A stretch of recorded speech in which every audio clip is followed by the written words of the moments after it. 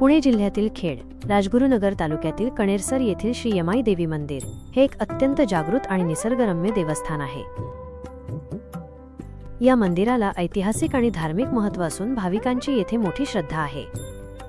यमाई देवी हे अनेक कुटुंबांचे कुलदैवत आहे। ही देवी आदिशक्तीचे रूप मानली जाते।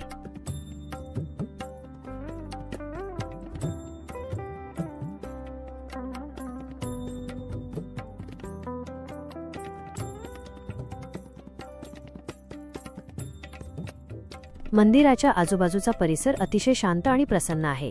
आख्यायिका पौराणिक कथेनुसार देवीने या परिसरात असुरांचा संहार केला होता अशी मान्यता आहे। कणेरसरची यात्रा ही खेड तालुक्यातील मोठ्या यात्रांपैकी एक मानली जाते। वार्षिक यात्रा दरवर्षी पौष पौर्णिमेला देवीची मोठी यात्रा भरते। यावेळी पालखी सोहळा, छबिना आणि विविध धार्मिक कार्यक्रमांचे आयोजन केले जाते। नवरात्र उत्सव अश्विन महिन्यात 9 दिवस मंदिरात घटस्थापना केली जाते आणि दररोज विविध पूजा व आरत्या होतात। मंदिरावरील कोरीवकाम हे केवळ सजावट नसून ते त्या काळातील समृद्ध कलेचा वारसा आहे।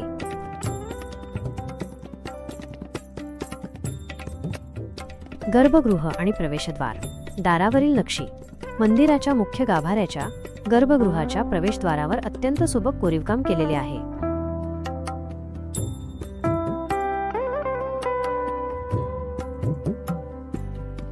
येथे गणपतीची मूर्ती मध्यभागी कोरलेली असून बाजूला वेली आणि फुलांच्या नक्षीचे पट्टे आहेत। चौकट दरवाजाच्या चौकटीवर जय विजय किंवा द्वारपालांच्या प्रतिमा कोरलेल्या आढळतात, जे मंदिराचे रक्षण करतात अशी धारणा आहे।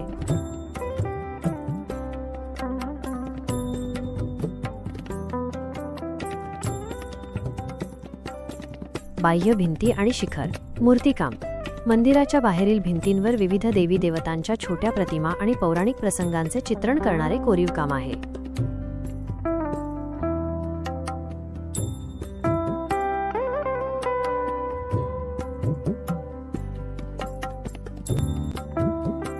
सौंदर्याचे आणि शक्तीचे रूप यमाई मातेचे रूप अत्यंत तेजस्वी आहे। कपाळावर मोठे मळवट, भंडारा कुंकू, डोळ्यांत वात्सल्य आणि चेहऱ्यावर मंद स्मित असलेल्या आईकडे पाहिल्यावर मनातील सर्व दुःख विरून जातात। ती केवळ शक्ती नाही तर भक्तांसाठी माऊली आई आहे।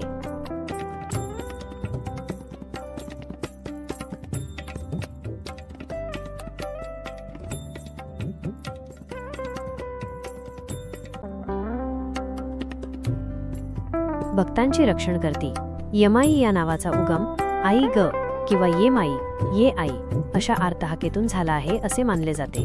जेव्हा संकट येते तेव्हा आई धावून येते अशी भक्तांची गाढ श्रद्धा आहे। कणेरसरच्या पंचक्रोशीत तिला हाकेला धावणारी देवी म्हणून ओळखले जाते।